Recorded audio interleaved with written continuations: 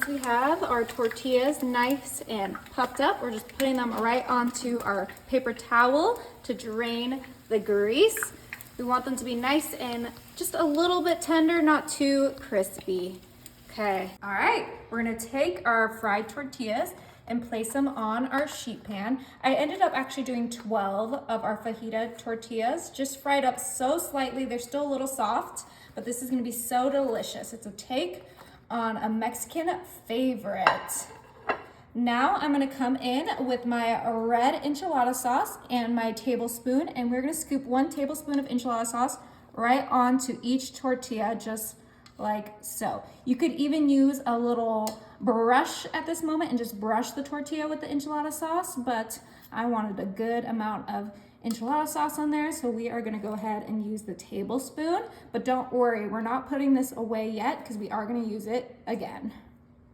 Now I'm gonna come in with my refried beans. You can use whatever refried beans you like, and we are gonna add a scoop of those beans right on top of that enchilada sauce.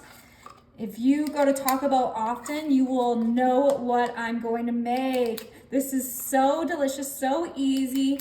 All the kids in my family love it, my cousins, my nieces, my nephews, and it's delicious. All right, we're gonna go ahead and grab a spatula and kind of just flatten out those refried beans. It doesn't need to be perfectly edge to edge, just get it nice and flat so we have a flat surface for all our other ingredients. Look at that enchilada sauce just oozing out. Oh, this is gonna be good, you guys. And since we fried up those tortillas also slightly, our tortillas shouldn't get soggy with that enchilada sauce. This should be nice and just a slight crunch to it, not a full crunch. Okay, get our last one nice and spread out. Perfect. Okay, now our next ingredient is some cooked ground beef. And we are just gonna add a good amount of our ground beef right onto our refried beans. All of our favorite Mexican classics right onto our tortilla. Now you could totally make your own enchilada sauce and your own refried beans, but I like to prioritize convenience because I like quick and easy dinners.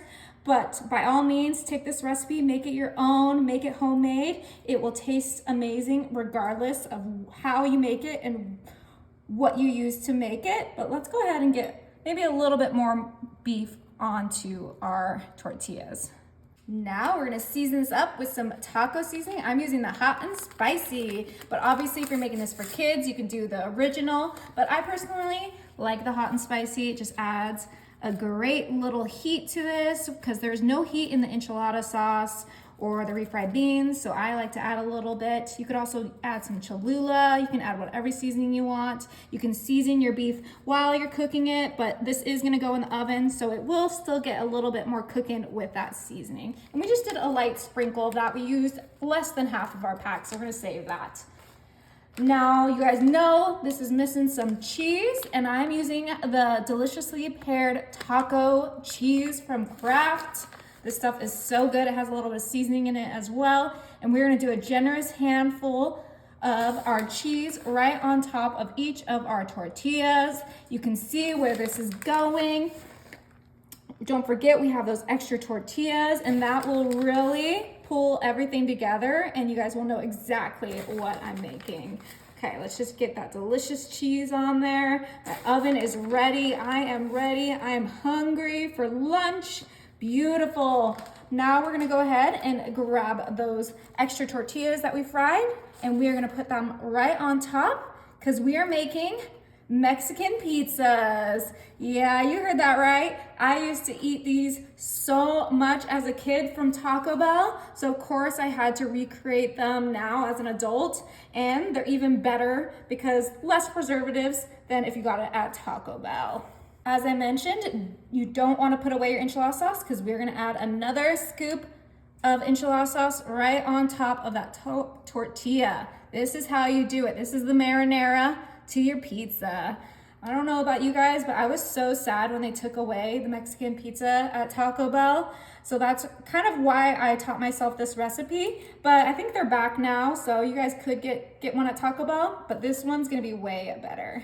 Ooh, look how delicious and wet those look.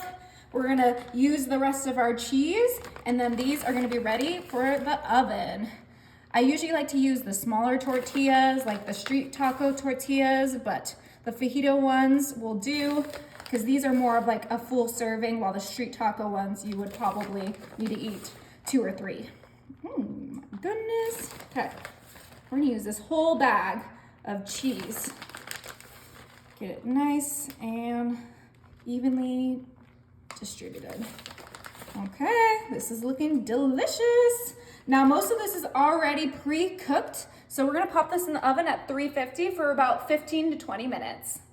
Oh my, these smell amazing. Now, I do have to say, I would put some parchment paper on here if you're worried about your pan and the cheese, but we're gonna finish these off with some Daisy sour cream. Just a nice little dollop of Daisy on each one of these. You can put whatever toppings you want, some pico de gallo, some cilantro, but I am just doing the sour cream because that's what my family likes. Delicious. Okay, it is time to get one of these babies off. I'm gonna go for this one. Perfect.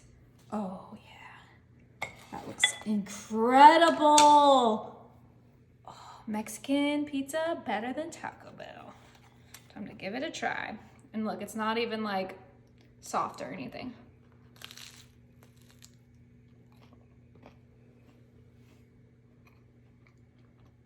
That is so good, guys.